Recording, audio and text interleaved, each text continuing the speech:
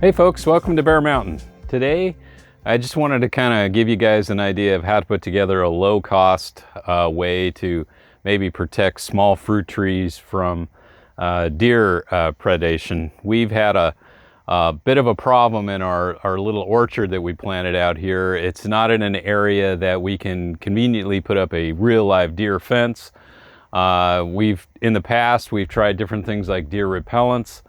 With mixed success. Mostly over time, the deer kind of get used to the odors and we found that they don't work. We've tried plant skid and deer repellents of all kinds and even the homemade ones, and it's been kind of a mixed bag of success. We've also tried the type of electric fence where it's the two-stage type where it gives the deer a depth perception problem, but that wouldn't be practical in here. But honestly, that one didn't work either. What it just comes down to, if deer are hungry enough, the only thing that really stops them is some form of a mechanical barrier that prevents them to getting to what they want. The deer here are not so much that they're starving, and there is plenty of food. So if they run into a mechanical issue of trying to get to what they think is a snack, they'll move on, and that's kind of been our experience where we're at.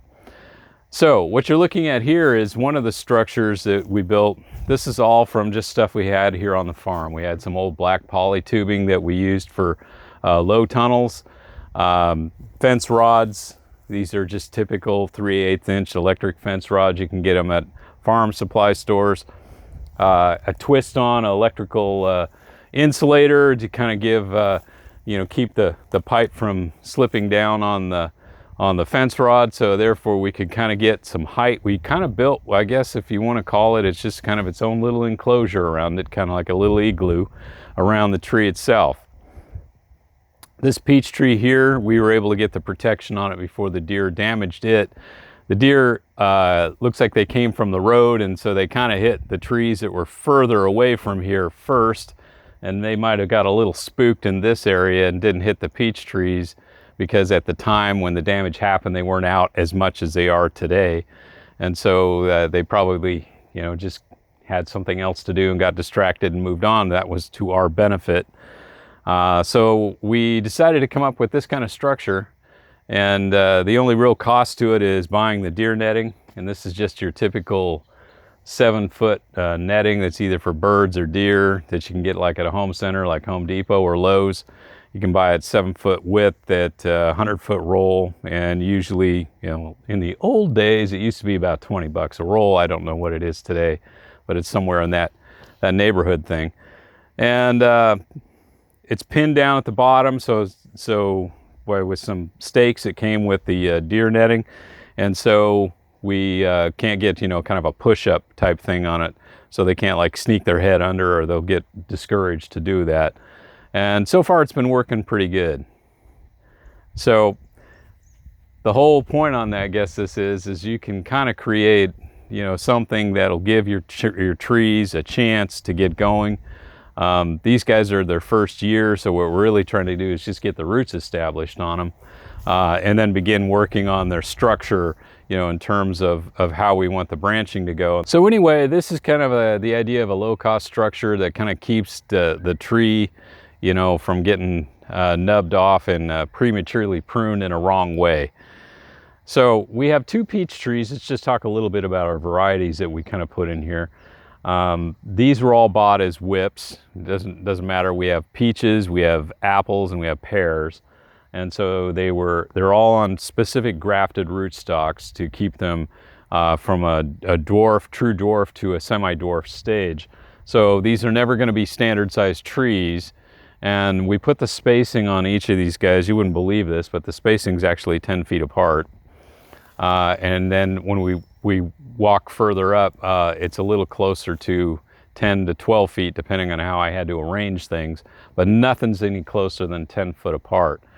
Most of these trees, like the peach trees here, we have a Veterans variety and a Reliance. These guys are the true dwarfs, so they're not gonna get much more than about 8 feet tall, depending on how we do our pruning. So we're talking about, a height that's about maybe a foot taller than this guy here, which isn't going to be too bad.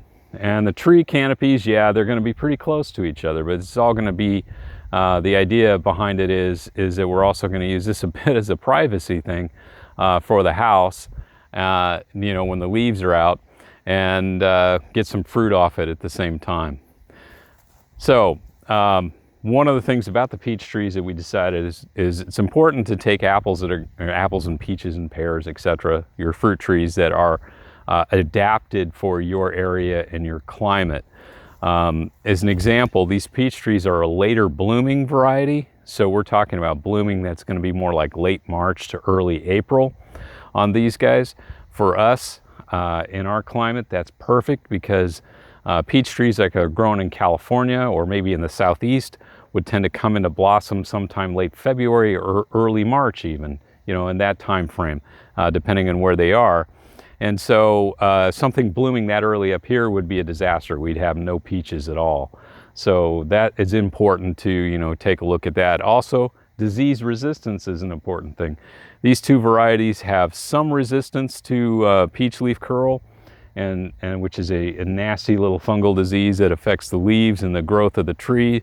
There'll still be a bit of fungal spraying that'll need to be done in the winter time, and we'll use the Jadam sulfur solution to kind of take care of that kind of thing.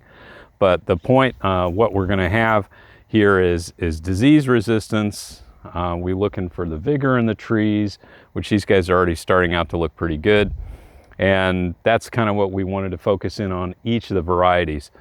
The second thing we wanted, particularly for the apples and the pears, and the apples, and most specifically, is getting something that would give us a continuum of harvest. So we wanted to start with early apples, like we have a Fiesta variety that's pretty early, Gravensteins, and then we kind of move into later varieties, which our last one being Northern Spy. So the idea is that we're going to get a harvest of apples off these trees over, you know, typically something could be near the end of July into early August, up till early October. So that's kind of the plan. The other thing we looked at for apples is we wanted to make certain that we had a dual purpose. So we wanted to look at not just cooking apples in specific, but apples that would give some good flavor for eating as well. And a couple of them are very good for storage, so we wanted to look at that as well. Some of these apples we may want to, you know, think about putting in our cooler to keep them stored at a cool temperature to enjoy them, you know, late into the fall itself. So let's take a look at a couple of varieties and show you what the damage was done. Okay, this variety here is called Fiesta, and it's coming back from a serious set of damage. It's probably our smallest tree that we got. It was also the one that got hit the worst by the deer. That took out basically all of the growth tips on it, and plus took a good number of the actual leaf buds itself up the main stem. It's now beginning to put out regrowth, and hopefully, you know, we'll be able to save this guy. Honestly, I thought it was lost after it came out. The deer did damage. I mean, it's amazing. They did this all in one night. They just hit basically every trees except the peach trees, and we had you know, every apple tree that they went, or pear that they went after. What they did is they took the growth tips and they went for, you know, the most succulent part, but unfortunately that's also the part that, you know, we're counting on to start to shape the tree. Okay, so I'm going to move over here to the back. This variety here was Gravenstein, and it lost its main meristem, and as you can see, all I have basically are laterals, although it is putting a new bud out, and we can see that in the picture that it's beginning to grow out and look pretty good. So this is one of our earliest guys. It's also on the most dwarfing rootstock, was Fiesta. This is also on a dwarfing rootstock. So these trees right in here are going to get more in the line of about 10 feet to 12 feet tops right in this zone in here. We have another apple over here, and this one is Williams Pride, and it also is now putting out a new growth main shoot stem, and so it's starting to come back. It unfortunately looks like it picked up a little bit of scab on the leaves. So one of the things I guess we're going to have to do is start our fungal spraying maybe a little earlier than we think. Although we've been very, very dry. We really haven't. This is now close to the 15th of June, and we have had really no rain since maybe around the 5th of May, which for us is very, very unusual in the Pacific Northwest. So it's been very dry. It hasn't been super hot. I mean, we were pretty hot in May for a few weeks, but most of the time the temperatures have been in the 70s to the low 80s, and so it's not been an optimum for fungal diseases, which has been a blessing because our roses and everything else have actually looked pretty good this year. The Williams Pride, we're talking about, you know, getting into that 10 to 12 foot zone, and it's going to be, you know, again, these apples that we're picking are kind of dual purpose. That's kind of what we're going for, cooking as well as eating. Now I move back here, and this is the first of our pear trees. This is a Bartlett pear, and we brought 3 pear trees in here. We bought a Bartlett here because we have another Bartlett just on the other side of our patio over there. So we have 2 Bartlett trees, you know, available to us. And then we also have 2 different varieties. Okay, this is the second of the varieties of pears we have. It's called Seckel. This one was damaged as well, but not as much as our other one that we'll show you over there. But it's putting out new growth, and it's looking pretty good. These are both, actually all 3 of the pear trees here are called European pears, so that they're the more traditional pear shape. They're not an Asian type pear or something of that nature. So these guys are all gonna kind of come on at the same time. And the idea behind for the pears is not so much for fresh eating, but for canning.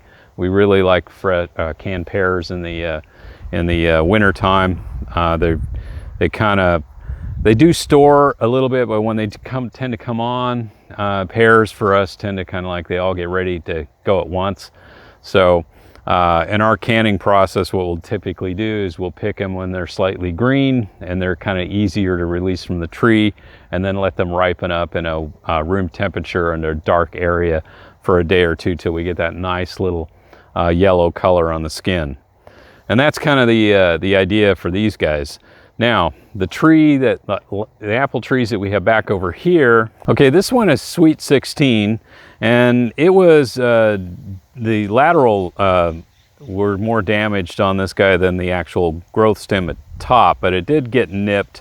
And again, you can kind of see the central leader is behind the actual lateral near the top. So how it's going to end up getting pruned is eventually we're going to reestablish the central leader on it and get it going up. And Sweet 16 is kind of it's a medium-sized apple, and it's good for cooking and good for eating, and it's kind of got a green skin with red striping on it. So it's going to be kind of an interesting looking apple itself. And our last apple tree is over here, is called Northern Spy. This is the one that got hit first and got the worst damage. The Northern Spy ended up losing its central leader, and every growth tip on every lateral was nailed. So this new set of growth that we see here is a new central leader establishing itself, and this has kind of been probably about 3 weeks worth of growth. So the tree is going to pull out of it, but it was kind of disappointing to come out in the morning and find it all just neatly pruned all the way around. So they spent a few minutes making sure they got it done right.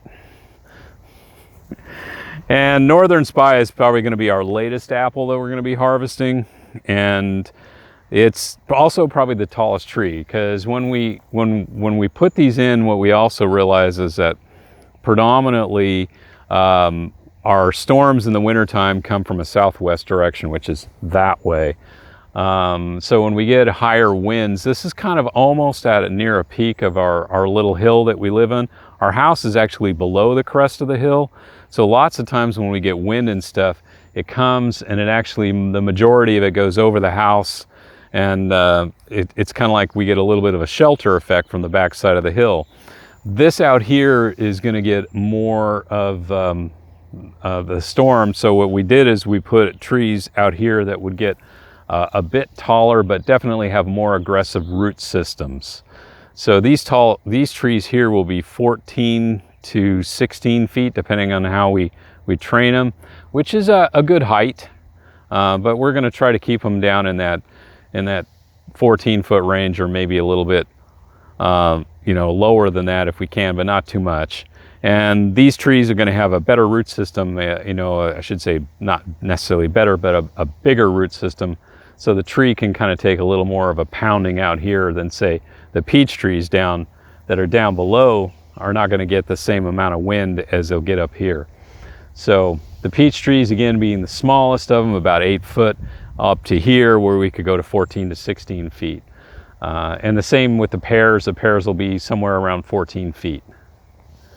So that's kind of what it's going to look like. This is going to grow up, and it's going to be, there's going to be canopies here that are going to be in the summertime that'll give pretty good shade in here, and it'll also give a bit of privacy for the house itself.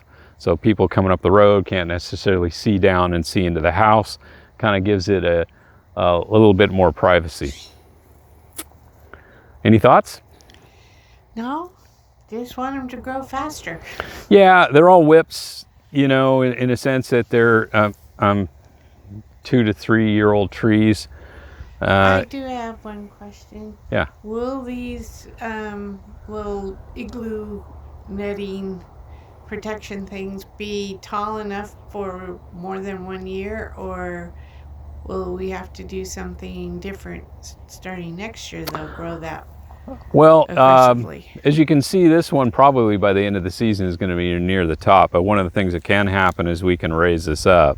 Right. So we can, get a few more feet of height on this, but yeah, it's only going to be really useful for, doing this kind of thing for a couple of years. Okay. And at that point, we're going to have to figure out, if we need protection, we're going to have to figure out something different.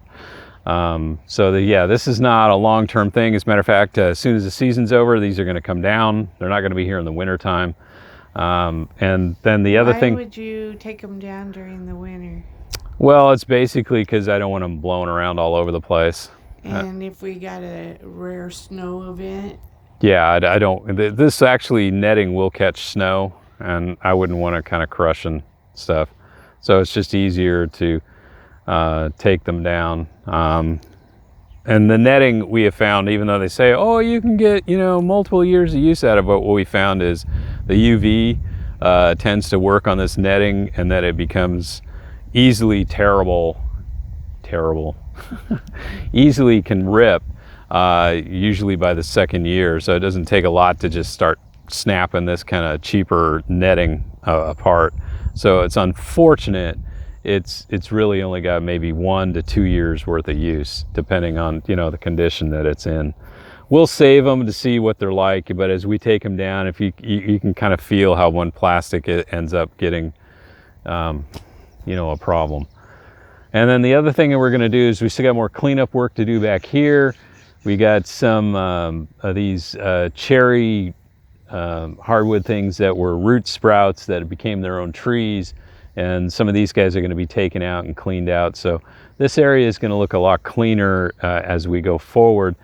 And then this winter we'll be putting a cover crop in between the trees to give it some kind of protection on the soil during the winter time, and help continue protecting the biology in the soil. The whole cover crop thing will be chopped down and laid down as a mulch for next year. So it's kind of the same thing. We're going to be using a multi-species type thing. We'll probably have some cereal rye, annual rye, some brassicas, and some legumes in it, that vetch or something of that nature, that will give a nice mulch and kind of keep a more even temperature on the soil going into next year. And all the stuff that we've been hauling out of here is going to be gone. So it'll be clean to the road. And next year, then we can start thinking about maybe some planter boxes off to the side to kind of take into account maybe raising some herbs or things of that nature. We got some more design work to do on a landscaping type look to it. But this is the first step, is just getting the trees established this year. So anyway, I want to thank you guys for watching today, and this is just, I just want to kind of give you an example of, this is an inexpensive way to, that can be done quickly to, stop some of the damage that deer can sometimes do. So thanks for watching, and we'll catch you next time on the next video. Bye-bye. Bye-bye.